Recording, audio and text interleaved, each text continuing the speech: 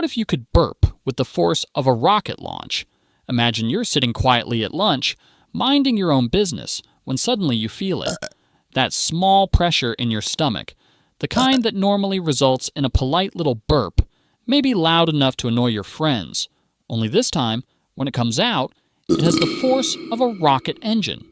A typical rocket launch generates thrust in the range of hundreds of thousands of newtons. For comparison, a car engine might produce a couple hundred newtons at the wheels. A SpaceX Falcon 9, over 7 million newtons of thrust at liftoff. Your esophagus, by contrast, is a soft tube about 2 centimeters wide, lined with tissue not really rated for aerospace engineering.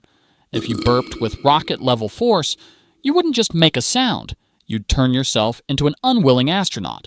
First, the sheer acceleration. Even if you only managed the thrust of a small rocket engine, you'd be blasted backward at tens or even hundreds of Gs. That's enough to squish your organs flat and make sure you never get to brag about the burp.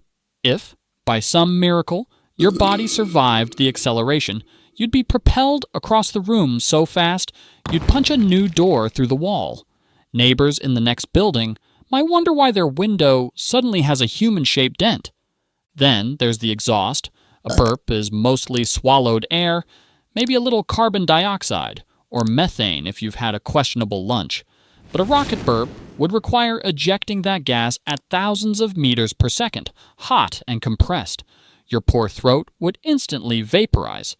In fact, the heat alone would be enough to ignite the air in front of you.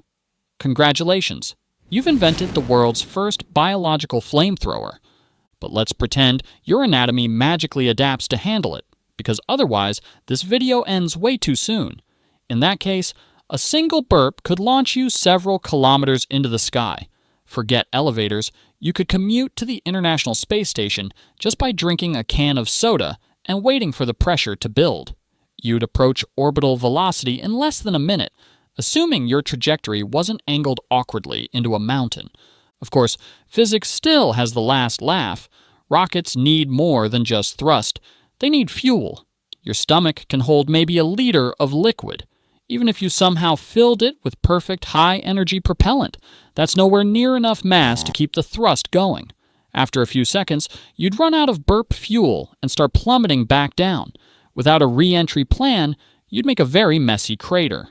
So while the idea of weaponized burps is hilarious, the reality is, well, fatal. The good news? Next time you let out a tiny, embarrassing belch at the dinner table, just remember, it could be worse. Much, much worse.